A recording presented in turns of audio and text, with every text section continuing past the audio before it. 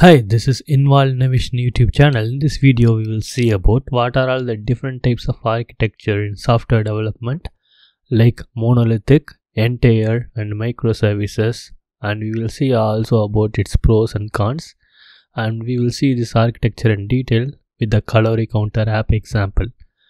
We have primarily three major functionality in this calorie counter application. First one, after the user logs in, they need to log their daily food intake in breakfast, lunch, dinner and snack. To add what they had for the breakfast or lunch or dinner or snack, they need to search the item which they already had and add it to the particular time. User can create own recipe by giving it a name, serving size and adding the ingredients. So we need to create user interface for this application and middleware layer as an API which provides or persists the data and performs the necessary business logic. For example, we might need the APIs like in the user level, we need to get the user data for the particular date, and also we need to get the user data for the particular date range. Then post service to post the user data which persists the data in the user database. In the item level, we need to get the item data based on the ID we provide and list of items matching the search criteria. Then post service to create an item based on the data provided and then to retrieve the item's data.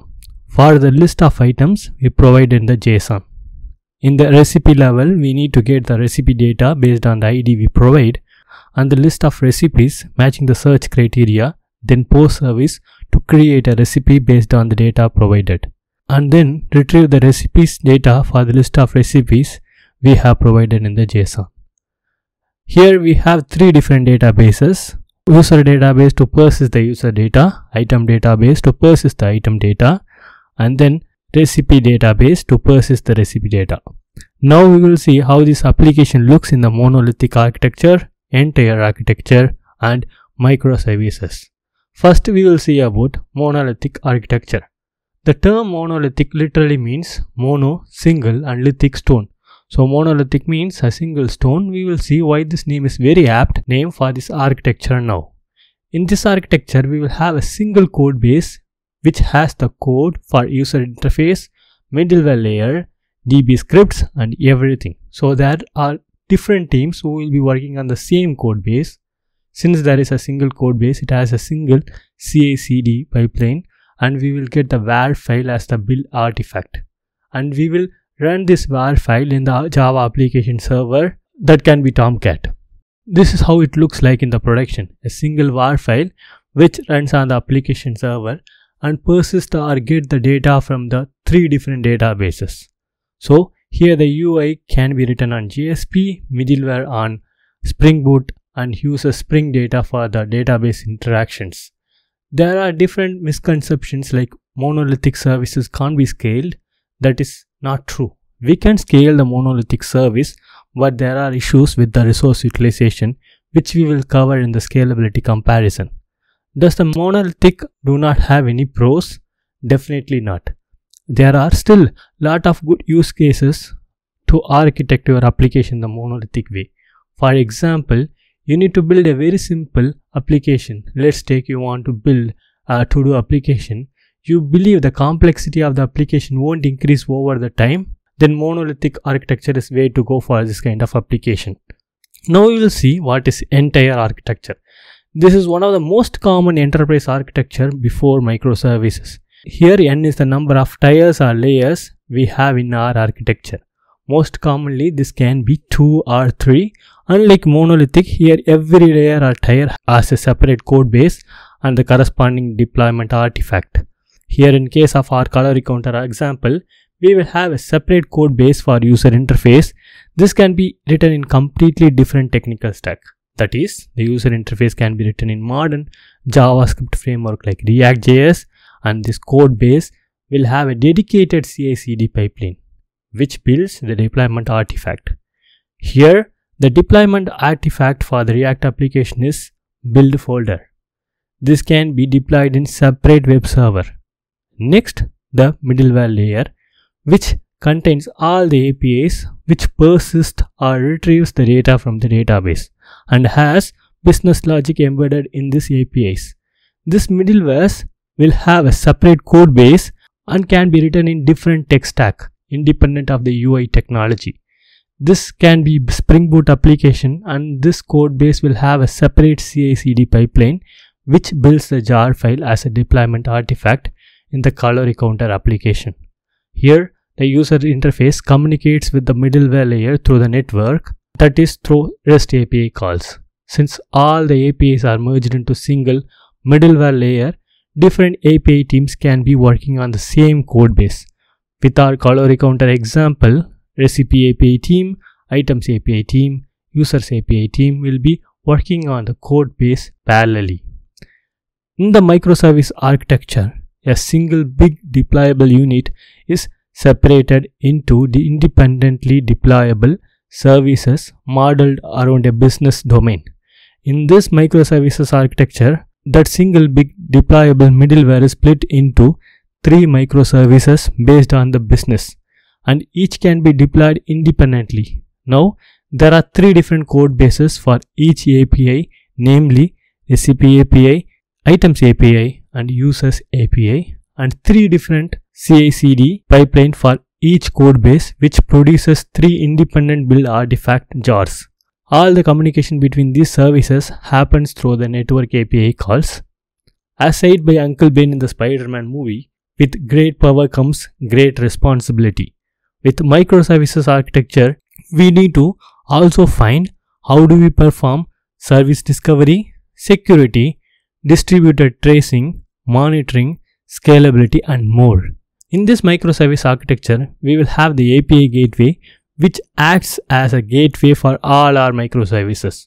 Why we really need API gateway? Let's take in the calorie counter app. At first, I have created a single middleware which has all the APIs in it. Now, to connect with the UI, it is easy. Since all the APIs are present in the single middleware component, I can call it directly from my user interface. Now the organization takes the decision to convert this monolithic middleware service to a different microservices. We, the developers, are asked to split the monolithic middleware service to 2 different microservices. One handling the users API and another one handling the recipes and items API. Now, instead of single monolithic middleware, we have 2 different microservices. This will break our existing user interface, since in the user interface we were directly calling the single middleware. That must be changed in the UI to call those microservices individually. Now it is fine for a while. As the recipe and items API gets increasingly complex and bigger scope, we are asked to split the single recipe item API to 2 different microservices, one for recipe and another one for item. Again, this will be breaking the UI since the recipe and items API are directly called in the user interface. Now code changes are needed in the user interface to call the recipe API separately and the items API separately. Here is the problem. If you want to break the services to individual microservice, for every split there is breaking change in the user interface as well. This is undesirable and incurs high maintenance overhead. This is where the API gateway comes into the picture. API gateway is an abstraction layer which acts as a pass-through for all your microservices. Now, this API gateway sits between the user interface and the individual microservices. No longer our user interface needs to call the microservices directly. Instead, it can call the API gateway, which sends the request to the corresponding microservice and returns back the response to the user interface. By this way, you are free to change the microservices and no longer there is a breaking change in the user interface whenever you split the existing microservice to further smaller units.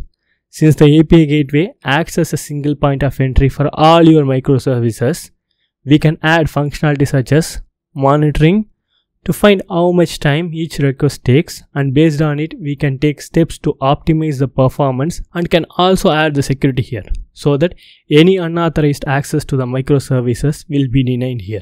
We have seen the architecture overview of monolithic, entire and the microservices. Now we will see how these 3 services compare with different scenarios. First, network latency. When it comes to network latency, monolithic architecture has the least or no network latency. thus by increasing the performance. Since all the interactions are handled in a single deployed machine through the functions called directly. In the monolithic architecture, the user interface, middleware, and everything is composed into single deployable unit deployed in a single machine. If user interface wants to communicate with the middleware, then it will be called via functions rather than the network API calls. So the network latency is 0 or very less in the monolithic architecture. In case of entire, we have dedicated deployable unit for each layer. So the user interface can be deployed in separate machine which communicates with the middleware through the network as REST API calls. There is network latency during this network call. The network latency is comparatively high in this entire architecture when compared with the monolithic architecture. In case of the microservices, the network latency in the microservice is higher than both the monolithic and the entire architecture, because here we have many smaller independent deployable units modeled around the business domain. In addition to that, we also have API gateway which acts as an abstraction layer and pass through for the microservices. In addition to that, these microservices also may need to communicate with each other, so there is a network latency for those as well. So monolithic architecture has low network latency and entire architecture have moderate network latency, and microservices have more network latency compared to other architectures. So thus by impacting the performance. Separation of concern. Monolithic architecture does not have separation of concern. Here, all the user interface, middleware and DB scripts are present in the same code base. So all the teams will be working on the same code base. For every code change, the team need to make sure that it does not break any other part of code. For example, if you are from user interface team and you want to make some security vulnerability code fix, you need to make sure it does not break the middleware layer since all the code are interdependent. This makes it hard for the developers. The problem further increases when the complexity of the application increases. Here we have one CI/CD pipeline. The pipeline running time also higher because we need to build a bigger deployment artifact bundling all the code and running all the unit test cases and end-to-end test cases and user interface testing with WebDriver. In the entire architecture, there is a separation of concern because there will be separate code base for each layer or tier. That is, user interface will have a separate code base and middleware will have its own code base and separate code base for the DB scripts. So here the user interface team can work independently. Likewise, the middleware team can work independently. Still, if the middleware is big, there will be more than one team that can be working on the same middleware code base. In case of our calorie counter app, the recipe team, the user API team, and the items API team will be working on the same middleware code base. In the microservices architecture, it has a well-defined separation of concern because there will be separate code base and independent deployable unit for each microservice. Since the deployable units are based on business domain, each unit can have a dedicated team and well-defined automated testing suite. So here in the calorie counter app, we will have a code base for recipe team, we will have a code base for user API team, and we will have a different code base for items API team. Next important thing is scalability and resource utilization. There is a common misconception that we can't scale monolithic service. That is not true. We can horizontally scale monolithic services. If you want to learn more about scalability and what is horizontal or vertical scaling, refer to my video tutorial, the link of which I have given in the description. But there is a concern whether there is an optimized resource utilization. For example, in the calorie counter app, if there is an increased number of users, which further increases the load on the middleware. Now we want to scale the backend alone, which is not possible because in the monolithic, there is a single large deployable unit. So we need to deploy the complete var file in the multiple instances. We might not really need to deploy the user interface in more than 2 instances. Only the middleware or backend need to be deployed in 3 instances. Since we have a single deployable var file, there is no other choice other than deploying the complete var in 3 instances. In addition to this, if you want to monitor the service, how much time each request takes, and it becomes difficult to pinpoint where there is a lag or which unit causing it to do the optimization. So there are a lot of scope for resource optimization in the monolithic architecture. In the entire architecture, since there is a separate deployable unit for each layer, here we can scale with moderate resource optimization.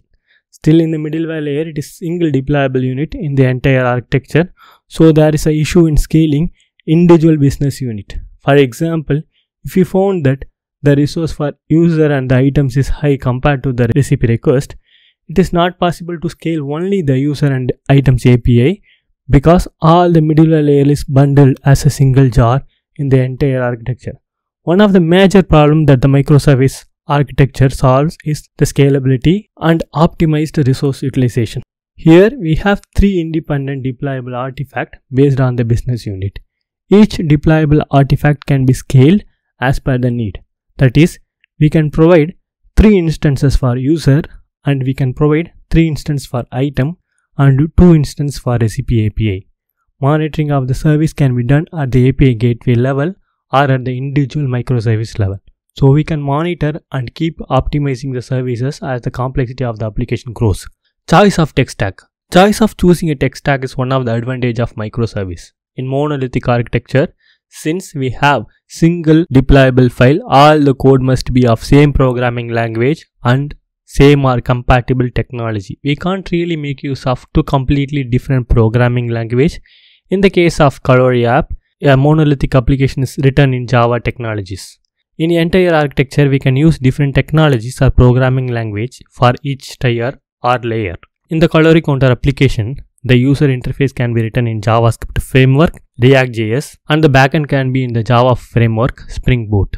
In the microservice, each deployable unit is independent, which communicate with each other through the REST API calls, because of which each independent component can be developed with different tech stack. So we can bring goodness of each programming language to our application based on the need. For example, if you have a service which does data analytics or machine learning, you can use Python programming because of its rich data analytics and machine learning library. In the case of Kalori counter application, we can write each microservice in different technology, that is user API in Java framework, Spring Boot, item API in Go programming language, and recipe API in Node.js. Deployment and upgrade. When it comes to deployment, monolithic applications need to be deployed in traditional application server like Apache Tomcat, Oracle WebLogic, IBM WebSphere, etc. because of its bulky single artifact nature. In the entire architecture, each tier deployable unit can be deployed independently in their own server. We can use container or web server or the application server. In the microservices architecture, we have the flexibility to deploy it based on our need. In case of Kalori counter application, the user API can be deployed in the container, the item API can be deployed in the cloud instance, and since the recipe app is small, we can use the serverless to deploy the recipe API. In the serverless architecture, scaling the application is taken care by the cloud service provider. If you want to learn more about serverless architecture, refer to my video tutorial on serverless architecture, the link of which I have provided in the description. Next we will see about fault tolerance. When it comes to fault tolerance, if there is an issue in the deployed component in the monolithic architecture, entire service goes down, which brings the complete application down. This is totally undesirable in today's competitive world. Same goes with the entire architecture. If there is a problem in one of the deployed components in the entire architecture, the entire application goes down because all the tiers are very important. Without one of the components, application won't be working. In the case of microservice architecture, one of the biggest selling point is fault tolerance. With a well-orchestrated microservice and well-defined circuit breaker pattern, it is really possible to have the application running even if one of the application service fails. We will see more about circuit breaker pattern in the upcoming videos in this series. If you want to get notified when I post a video, subscribe to this channel and press the bell icon. That will motivate me to post more videos which you can watch it for free. Thanks for subscribing if you have already subscribed. Choosing the correct architecture. Now we have seen about the comparison. Now we will see how to choose architecture. Even after these pros and cons with each architecture, there is no single architecture which is suitable for all the application needs. Some application suits monolithic architecture better, and some application suits entire architecture, and enterprise or big bulky applications suits microservice better. For example, if you want to develop a very simple application with 1 or 2 developers owning end to end, it is better to stick to the monolithic architecture. There is no point in separating the application into smaller units. If the application is very small, in that case, you will have a single deployable unit, so it is cost effective and highly performant because there is no network latency. On the other hand, if you want to develop an enterprise application which need to be highly scalable and highly available, then the microservices are the way to go. Because of the enterprise applications increasing complexity over time, and we will have different team to tackle each services in the component. And also it will be easy to maintain and ship the application changes rapidly to the production. Thanks for watching this video. If you have watched it till this end, I believe you might have liked the content. Share with your friends if you really like this content, and thanks for subscribing if you have already, and if you have not already, please consider subscribing. Thank you for watching.